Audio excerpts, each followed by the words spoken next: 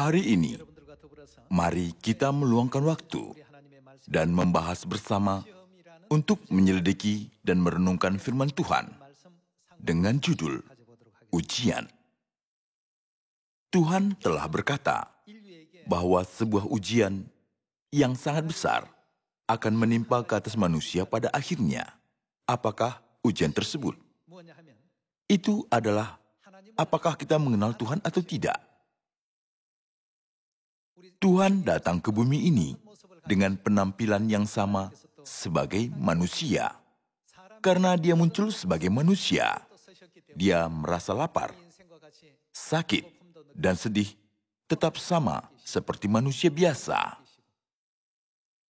Tuhan datang dalam bentuk yang sama sebagai manusia dan berkata, "Carilah Tuhanmu." Sekarang, kira-kira 7,6 miliar orang hidup di seluruh dunia. Alkitab berkata dengan jelas bahwa Tuhan pasti datang ke bumi ini sebagai manusia, tepat sebelum hari penghakiman terakhir. Tetapi hanya ketika kita mencari dan bertemu Tuhan yang datang sebagai manusia, kita akan mampu menerima hidup yang kekal dan masuk ke kerajaan surga. Alkitab mengajari kita untuk mencari dan menemukan Tuhan. Persoalan ujian adalah menemukan Tuhan. Di manakah ada Tuhan? Saudara-saudari, apakah mudah atau susah untuk menjawabnya? Itu soal yang sangat sulit. Kenapa Tuhan memberi kita soal ujian yang begitu sulit? Di dunia, ada ujian SD dan ujian masuk perguruan tinggi negeri. Membandingkan kedua ujian itu, UMPTN lebih sulit daripada ujian SD, bukan? Bagaimana dengan tes calon pegawai negeri sipil? UMPTN tidak dapat dibandingkan dengan ujian CPNS, bukan? Orang-orang yang lulus ujian yang sulit, seperti ujian-ujian tersebut, merupakan orang-orang yang punya pengakuan yang lebih baik di dalam masyarakat, bukan? Mereka duduk di jabatan yang lebih tinggi dan bagus, bukan? Tuhan telah berkata bahwa Dia akan menjadikan umat-Nya yang terakhir imamat yang rajani di dalam kerajaan surgawi. Untuk kita menjadi imamat yang rajani di dalam kerajaan surgawi, kita harus lulus ujian yang paling sulit di atas bumi ini. Jika kita tidak lulus ujian tersebut, dapatkah kita mendapat hak imamat yang rajani di dalam kerajaan surga? Tidak. Itulah sebabnya Tuhan telah menguji bangsa Israel di padang gurun. Tuhan ingin tahu, apakah mereka tetap percaya kepadaku dan dapat tinggal di Kanaan dengan hati yang benar setelah mereka masuk ke dalamnya dan tinggal di situ. Dengan demikian, Tuhan melatih mereka setiap hari selama 40 tahun di padang gurun. Salah satunya adalah tentang pelatihan hari Sabat. Mereka mengambil mana selama 6 hari. Tetapi, bagaimanakah pada hari ke-7, hari Sabat? Tuhan telah menetapkan mereka tidak mengambil mana pada hari itu. Tetapi Tuhan mengizinkan mereka mengambil 2 kali lipat mana pada hari Jumat sebelum hari Sabat. Melalui hal ini, Tuhan mengajari mereka ketetapan, peraturan dan hukumnya selama 40 tahun di padang gurun. Dalam perjalanan mereka, mereka pernah jatuh ke dalam penyembahan berhala, pernah mencobai Tuhan dan menggerutu kepadanya, dan akhirnya mereka semua binasa di padang gurun. Kita bisa melihat kisah ini dari zaman Musa, 3.500 tahun yang lalu. Dengan kata lain, mereka telah menjalani ujian untuk masuk ke dalam tanah Kanaan. Siapakah yang sudah lulus ujian yang dijalani selama 40 tahun di padang gurun ini? Yosua dan Kaleb. Semua lelaki yang berumur 20 tahun ke atas tidak lulus ujian itu, kecuali Yosua dan Kaleb. Mereka semua gagal. Tuhan telah menunjukkan kepada kita sejarah ini sebagai pelajaran dan juga bayangan. Kita sedang menjalani jalan padang gurun keimanan. Ujian yang kita hadapi di dalam padang gurun keimanan, apakah itu suatu hal yang kecil? Tuhan sedang mencari umat-Nya yang terakhir, yang akan memerintah di surga sebagai Raja untuk selama-lamanya. Sebab itu, Dia telah berkata bahwa Dia akan datang sekali lagi untuk menganugerahkan keselamatan kepada mereka yang menantikannya.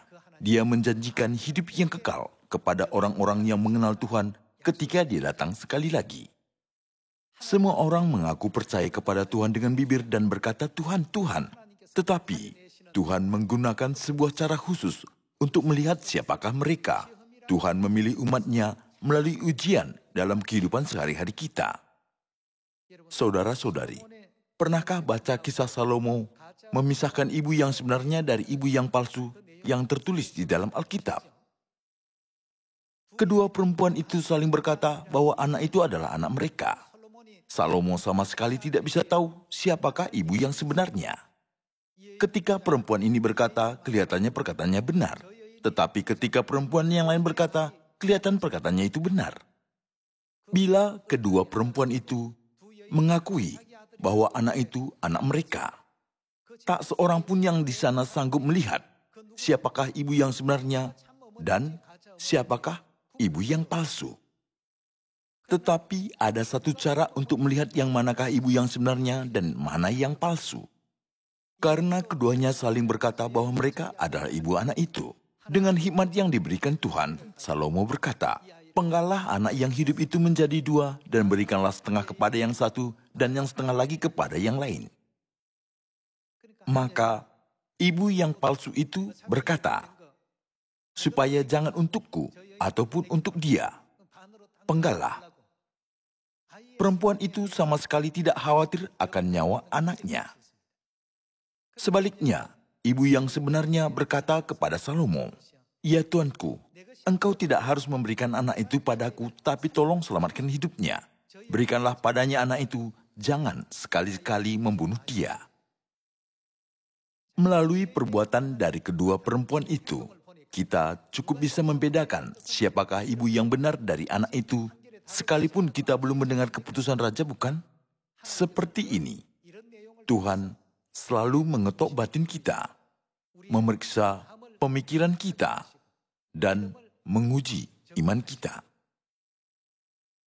Tuhan tidak bisa mengizinkan sembarangan orang untuk memerintah di dalam kerajaan surga sebagai imamat yang rajani, bukan? Tuhan adalah pusat dari kita semua.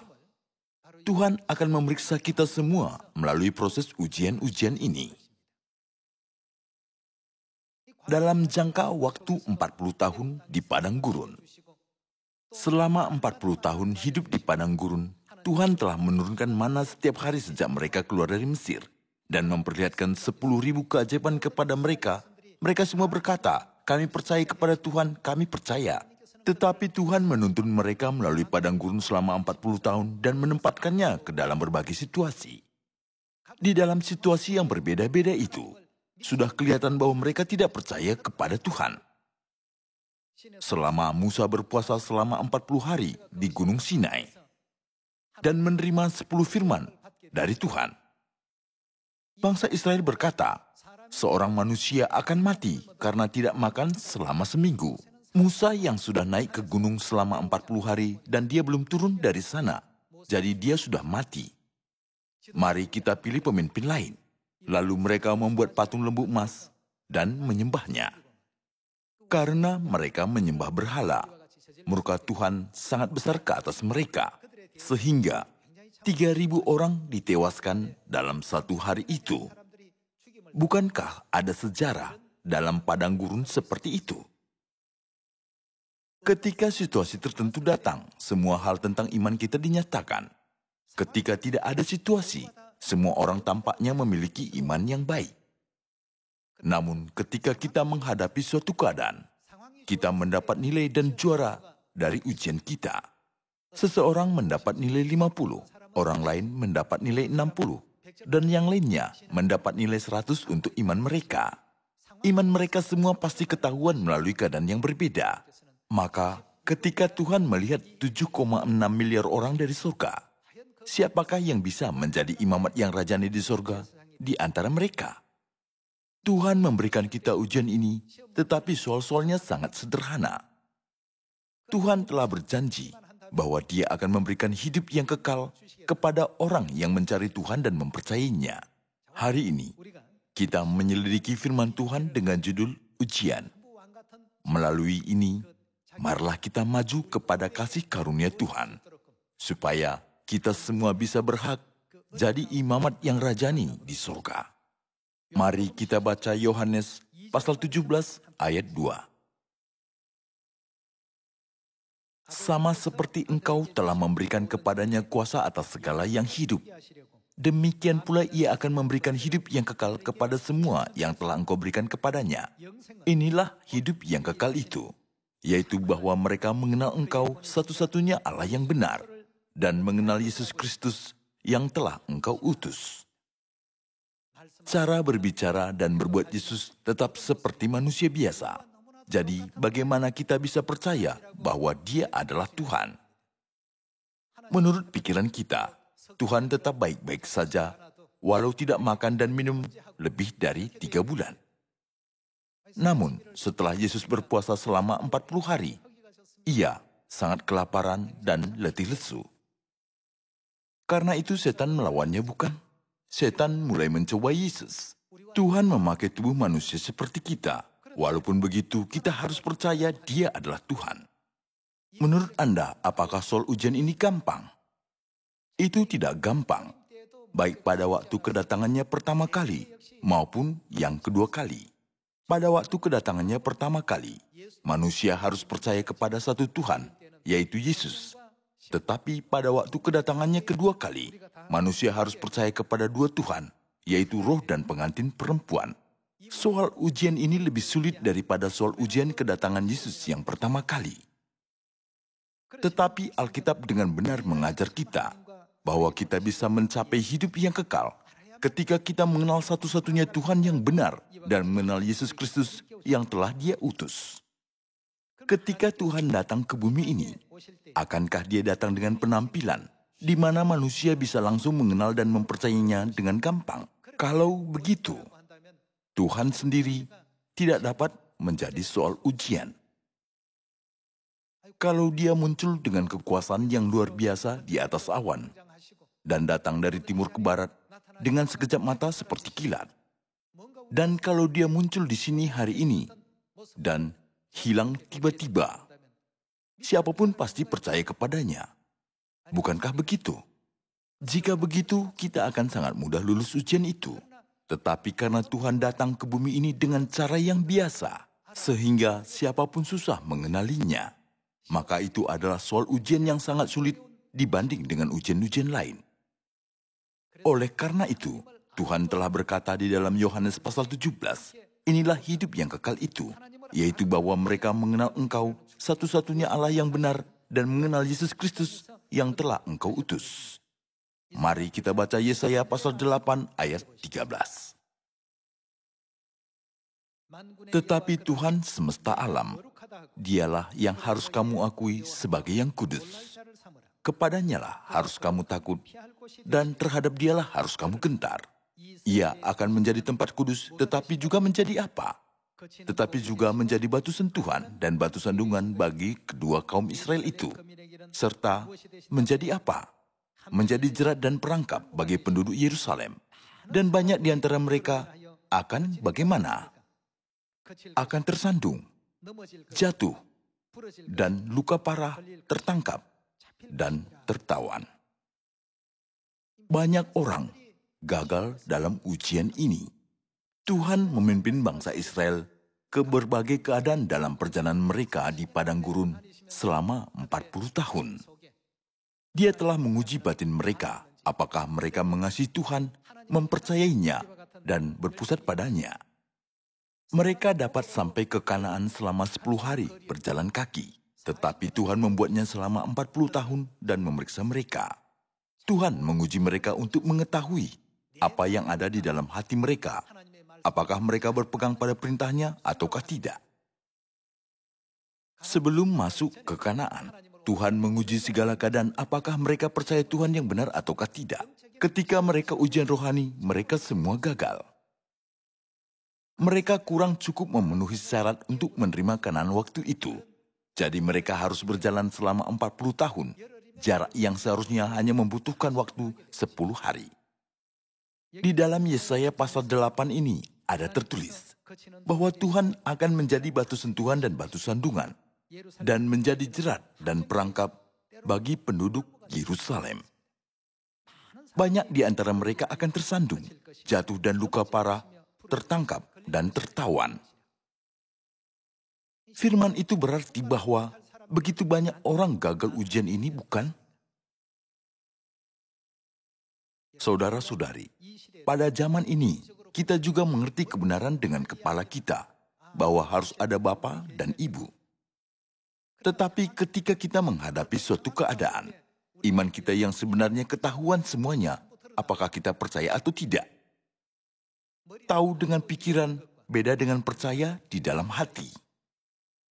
Mari kita lihat Yohanes pasal 5 ayat 39. Kamu menyelidiki kitab-kitab suci, sebab kamu menyangka bahwa olehnya kamu mempunyai hidup yang kekal. Tetapi walaupun kitab-kitab suci itu memberi kesaksian tentang aku. Untuk mengenal Tuhan, kita harus membaca Alkitab dan harus mencari Tuhan yang dibuktikan Alkitab. Tuhan telah memberitahukan kepada kita tentang bahan ujian dengan berkata, kitab-kitab suci itu memberi kesaksian tentang aku. Jadi tidakkah kita perlu rajin menyelidiki Alkitab? Apa yang biasa Anda pikirkan tentang ujian yang tidak terduga yang merupakan ujian umum? Bukankah ada banyak kasus di mana tidak dapat mengerjakan ujian dan akhirnya menuliskan jawaban yang salah? Juga ujian pemilihan kelompok elit tingkat tinggi yang berbakat lebih sulit daripada ujian SD, SMP, ataupun SMA. Memikirkan ciri khas ujian ini, silahkan pikirkan ujian pemilihan imamat yang rajani di dalam kerajaan surga. Seberapa sulitkah itu? Dikatakan bahwa hanya orang yang mengenal Tuhan dan mempercayainya bisa duduk di atas posisi yang mulia itu. Walaupun kita semua tahu pertanyaannya, ketika kita menghadapi suatu keadaan, ketahuanlah segalanya dari iman kita. Ketika tidak ada situasi apapun, kita semua bisa mendapat nilai 100 dengan gampang. Orang Israel juga sudah menyembah Tuhan dengan sebaik-baiknya sebelum ada kesulitan. Tetapi, ketika makanannya sudah habis dan tidak ada air, ketika mereka berada di dalam lingkungan kesakitan dan penderitaan, sejak saat itu, dasar iman mereka sudah kelihatan. Lihatlah pada gereja di dunia ini. Apakah mereka percaya kepada Yesus atau tidak? Kamu mengaku percaya kepadaku dan berseru, Tuhan, Tuhan. Tetapi kenapa kamu tidak melakukan apa yang kukatakan? Seperti perkataan ini, mereka berseru, Tuhan, Tuhan. Tetapi mereka tidak melakukan apapun yang dikatakan Yesus. Apa alasannya? Tidak percaya kepadanya.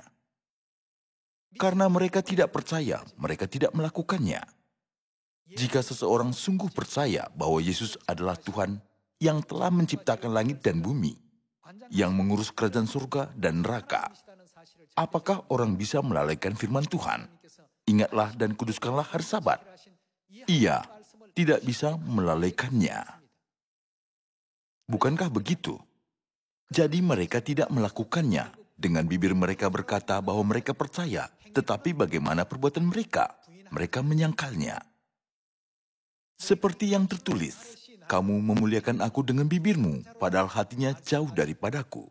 Pada zaman Roh Kudus akhir zaman ini, ada ujian pemilihan imamat yang rajani di surga. Apakah menurut Anda ujian itu ujian biasa?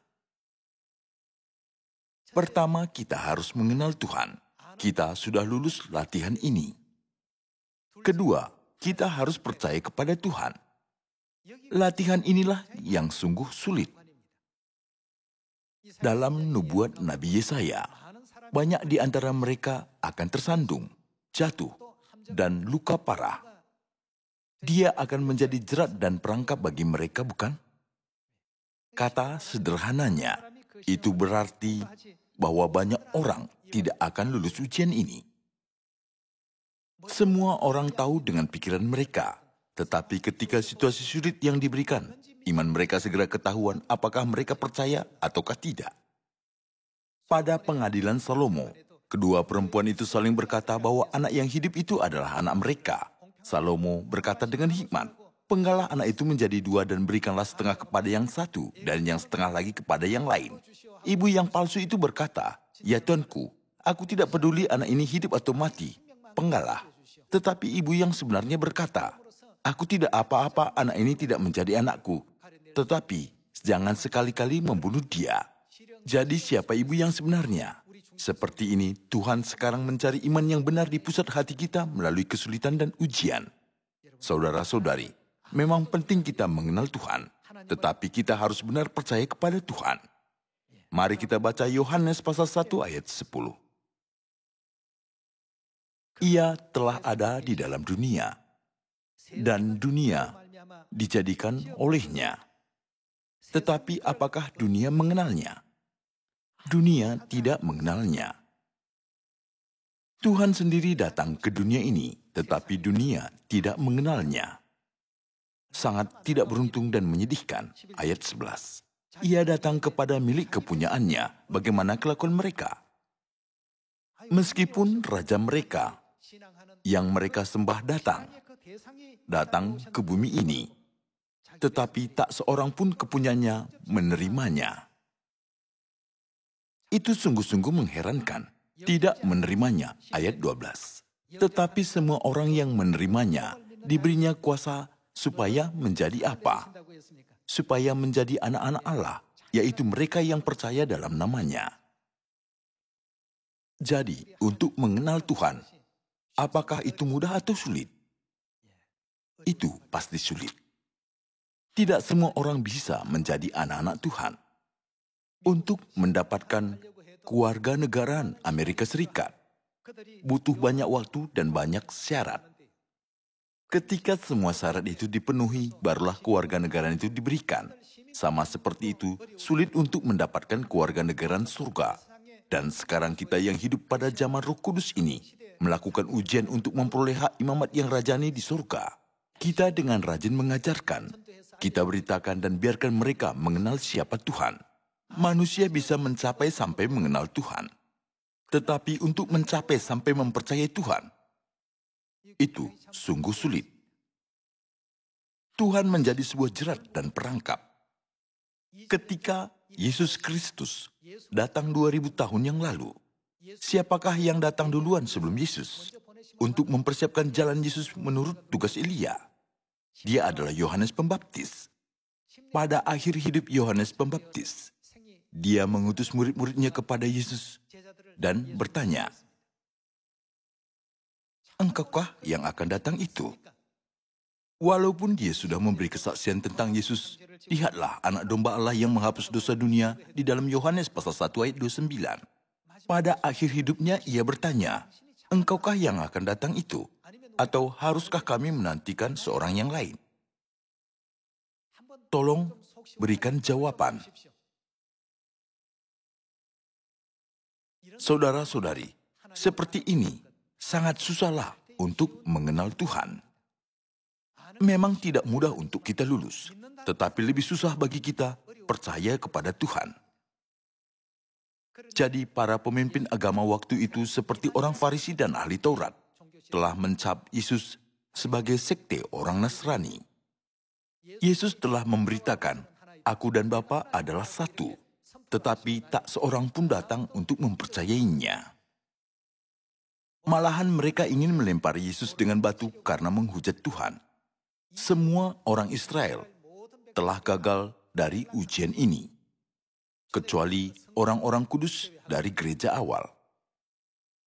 Hari ini kita memikirkan ujian.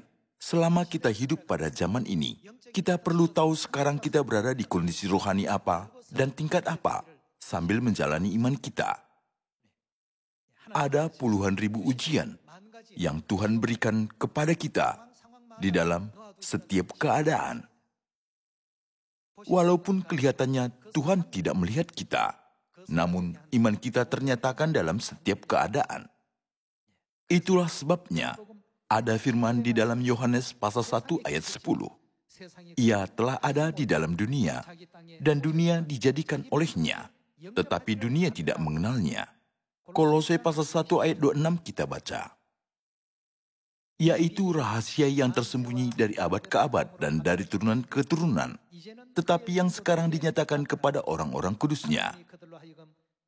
Kepada mereka Allah mau memberitahukan betapa kaya dan mulianya rahasia itu di antara bangsa-bangsa lain, yaitu siapa? Kristus ada di tengah-tengah kamu. Apakah rahasia yang tersembunyi dari abad ke abad dan dari turunan ke turunan? Itulah Tuhan. Karena Tuhan datang menyembunyikan identitasnya kepada semua manusia, maka tak seorang pun dapat mengenal Dia. Dalam Yohanes pasal 17, Yesus jelas berkata, hidup yang kekal itu adalah mengenal Tuhan. Kita bisa percaya ketika kita mengenalnya. Sudah gagal tahap pertama dari ujian.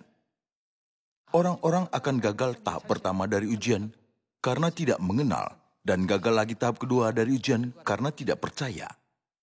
Mereka hanya mengenal Tuhan tetapi tidak mempercayainya. Walaupun mereka berbuat dosa, apakah Tuhan tahu? Mereka berbuat kejahatan, Tuhan melihatku? Ketika mereka berada di dalam keadaan yang tidak baik, mereka berpikir, tak seorang pun melihatku. Lalu mereka menjadi berani dan berbuat dosa.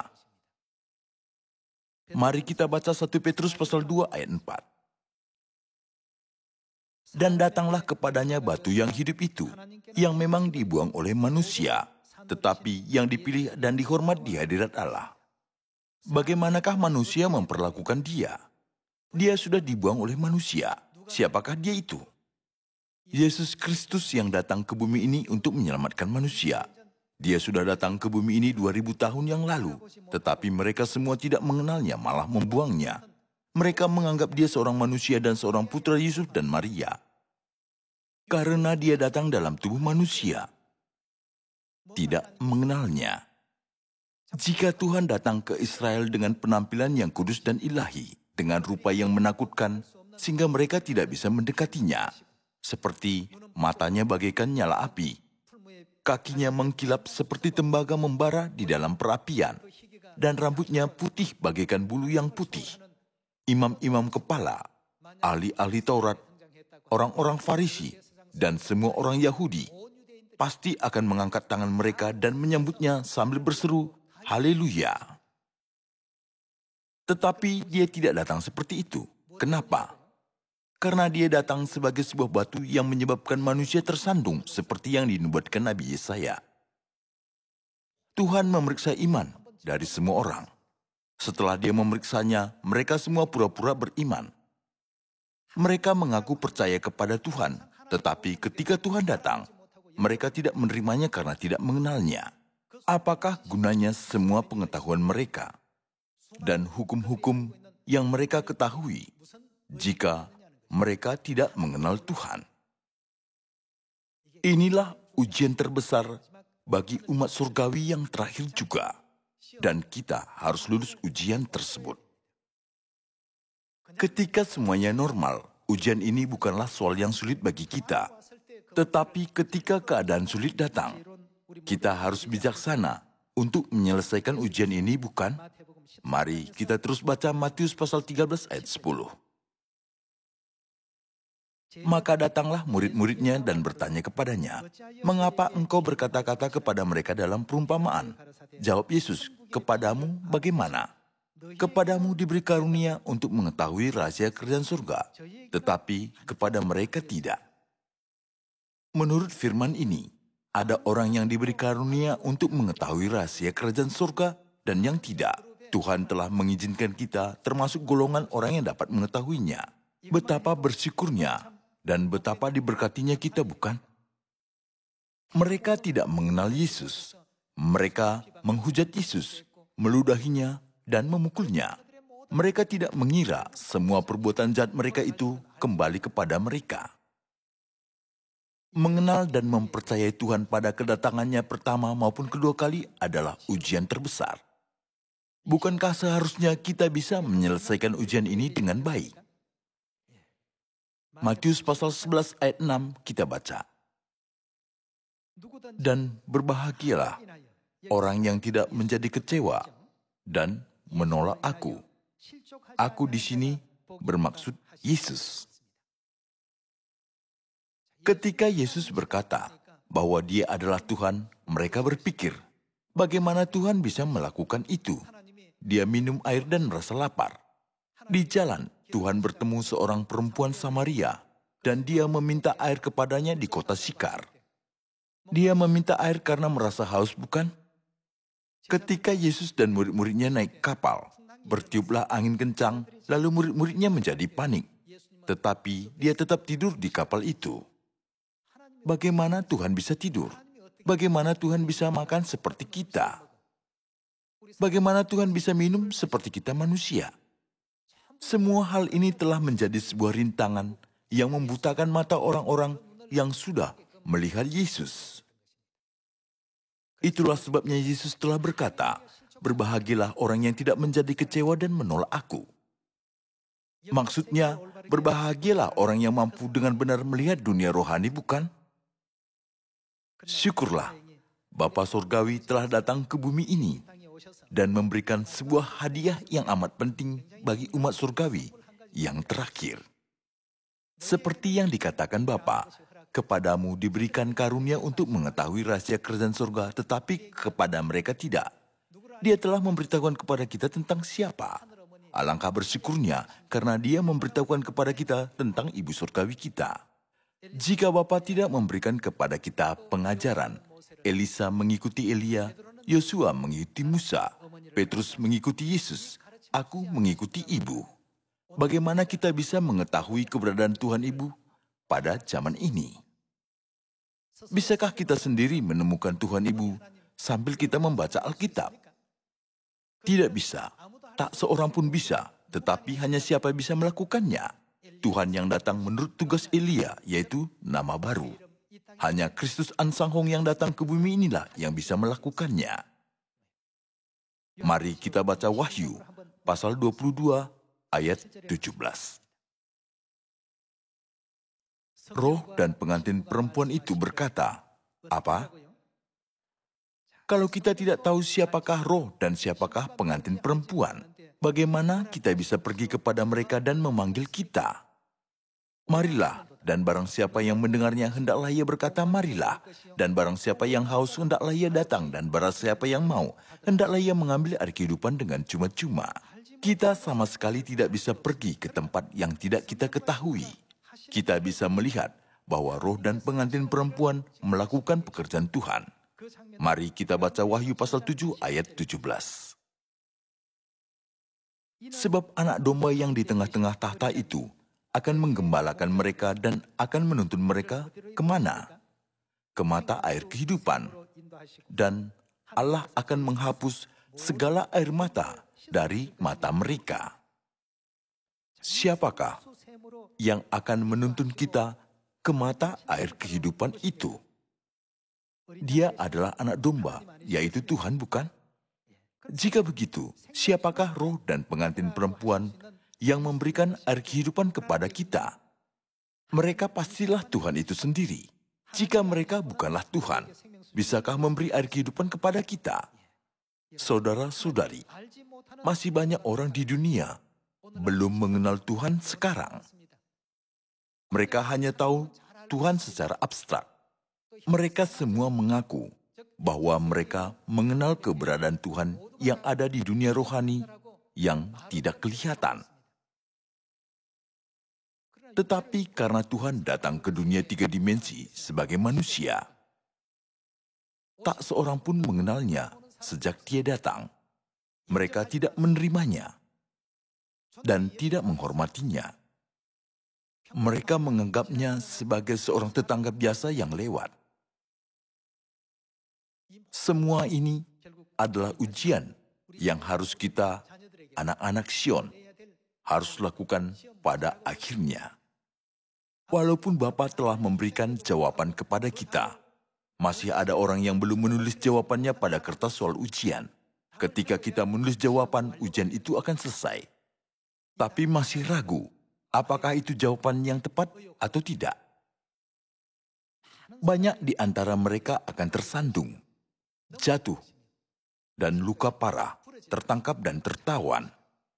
Ia akan menjadi jerat dan perangkap bagi penduduk Israel. Itu bermaksud, dia datang menyembunyikan seluruh identitasnya, bukan? Dia menyembunyikan seluruhnya, supaya tak seorang pun akan mengenalnya. Setelah dia menyembunyikan diri, dia bertanya kepada Petrus, "Apa katamu? Siapakah aku ini?" Kelihatannya, Petrus selalu suka memulai pembicaraan. "Engkau adalah Mesias, Anak Allah yang hidup." Karena Petrus memberi jawaban yang tepat, Yesus memberikan apa kepadanya sebagai hadiah. "Kepadamu akan kuberikan kunci kerajaan surga. Apa yang kau ikat di dunia ini akan terikat di surga. Dan apa yang kau lepaskan di dunia ini akan terlepas di surga." Ketika Petrus menjawab dengan jawaban yang tepat, "Engkau adalah Mesias, Anak Allah yang hidup," Yesus sangat bersuka cita. Saudara-saudari, seberapa pentingkah menerima Tuhan, sehingga semua orang yang menerimanya diberinya kuasa supaya menjadi anak-anaknya. Kita tidak boleh menganggap sepele soal ini. Mari kita pergi ke Samaria dan sampai ke ujung bumi, menyampaikan berkat besar untuk mengenal Bapa dan Ibu, dan memberitakan jawaban yang tepat dari soal ujian ini kepada semua manusia. Bahkan jika kita memberikan jawabannya, sebagian orang akan menulis jawaban yang benar dan sebagian lagi tidak. Meskipun begitu, kita harus memberitakannya. Saya sungguh-sungguh berharap kita segera memberitakan Injil ke Samaria dan sampai ke ujung bumi, supaya hari kemuliaan tiba secepat mungkin. Saya harap kita semua di Sion bisa mengokohkan iman kita terhadap Bapa dan Ibu, dan iman kita menjadi lebih indah dan lebih berkenan kepada Tuhan daripada iman Abraham, iman Nuh, dan iman semua nenek moyang iman kita, supaya kita semuanya layak masuk ke dalam kerajaan surga yang mulia. Saya menutup khotbah ini. Terima kasih.